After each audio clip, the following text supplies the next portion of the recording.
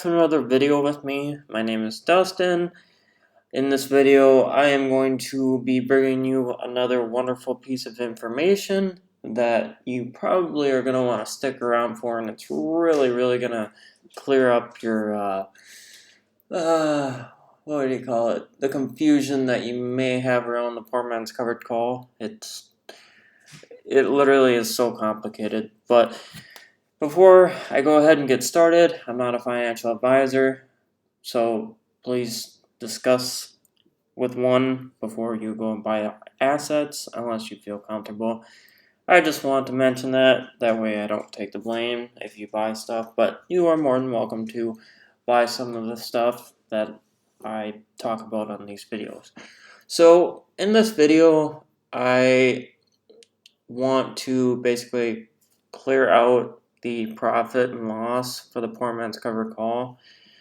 Mostly profit. I mean, it's pretty hard to lose the poor man's covered call if you buy good companies and stuff. But and another thing, if you could subscribe and like this video, I'd really appreciate that, because I am trying to make these videos more widespread on YouTube, and I am trying to help others build their wealth and whatnot, because I do plan on retiring off of Robinhood in the next 5 years and moving on with my life. But enough blabber, let's get into the poor man's covered call setup. So in my last video, I had a $73 covered call that I sold against my poor man's covered call, which is right here, this one. So I bought a $45 call, a leap option for Pinterest, and that expires this year on the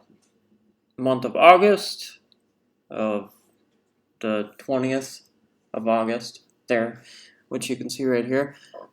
And the nice thing is, I always thought that the poor man's covered call was okay, the profit and loss is the width of your strikes minus the debit paid. And obviously this is the debit that I paid, the $27.90.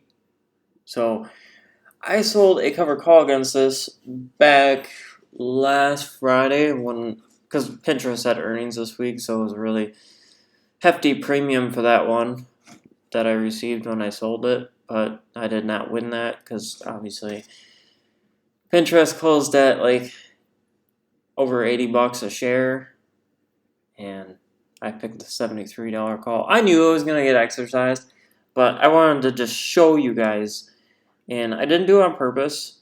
I chose that strike just because I chose that strike. That was the one I wanted. It was not on purpose, but I did want it to get exercised.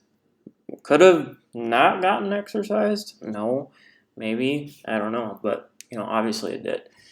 So the width of your strikes minus the debit paid, literally, I had a strike width. Now, I can't show you this anymore, but this was literally a strike width of 28 points. Because what is 20?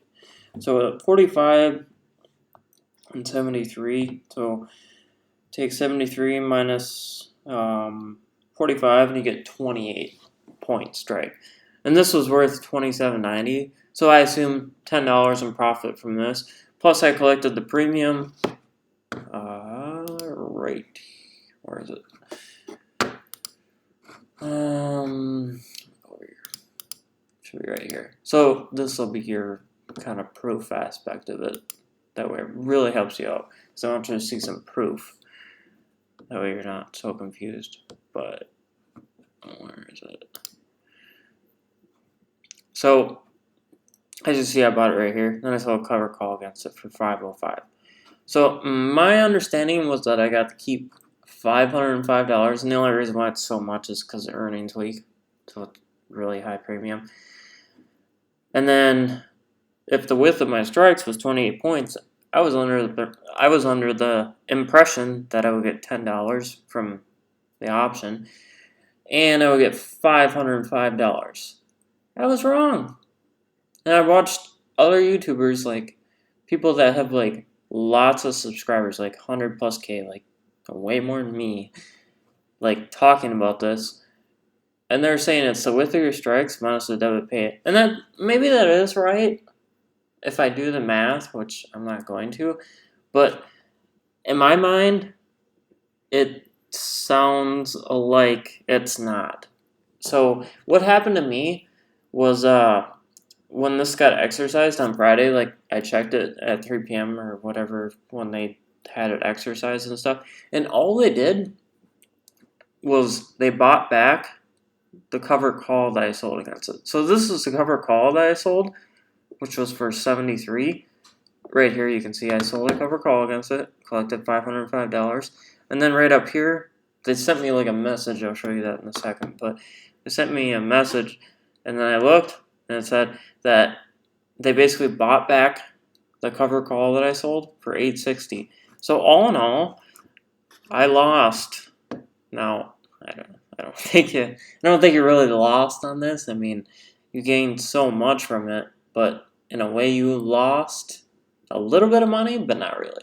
So I lost what is it? 55. I lost $355 on this. Yeah, $355 on that. But if you look, so it's like the best of both worlds. So let's see here, Pinterest, this one. So basically, by selling this covered call back when I first bought it, I made $1,555, and I lost $355 basically. So, that's weird. It's an even number. So I lost. So my total profit was $700 on this. Because if you take $355 off of this, that's basically $700. So there you go. It's pretty simple. That's how much you make. So when you choose your strike, hopefully that helps you out a little bit. But there's no way to calculate it perfectly. You're gonna struggle. Don't even bother. Just make sure that you choose, the right strike. And just like a cover call, you're never gonna choose a strike price that's lower than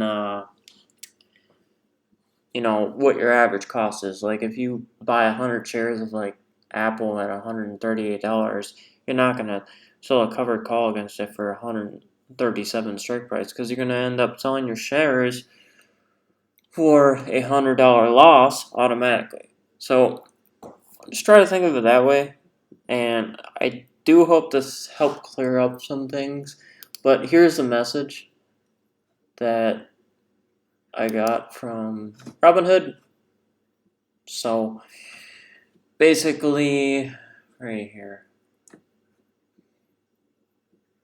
See? Right there. They just bought my contract back. And if I want to see more details, right here it shows $860. But that is basically how it went for me. And I honestly think this is a great strategy.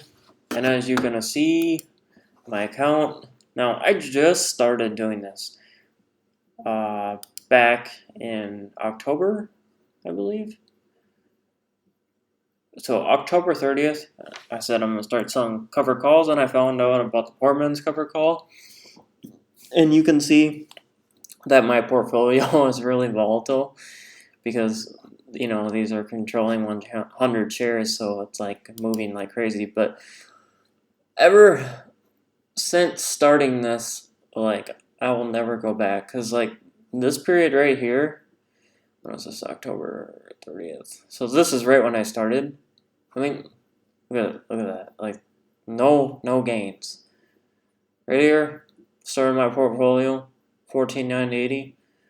Right here, I bought some shitty penny stocks, and of course that didn't work out very well for me. But October 30th, once I started doing this, my account just blew up.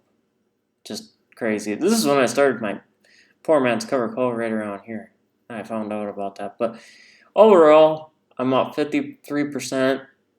I only got about another 2 months left. If I would have known about this stuff sooner, I'd probably be up to be honest with you, I backtracked the market on Apple and basically purchased the same amount of money that I did with Apple, and literally that was like $40,000 in profit. So I wish I had known about this sooner, but I can tell you guys that this is an amazing, like, non-stressful trade that you can do over and over again, and you're gonna make some serious cash. Like, look at that, $8,000. So nice. But I'll wrap it up there. I hope you guys enjoyed the video. As I said earlier, please subscribe because I really like to reach out to other people, because there's nothing better than having your money make you money and being able to retire early. So, hope you enjoyed the video. We'll see you in the next one.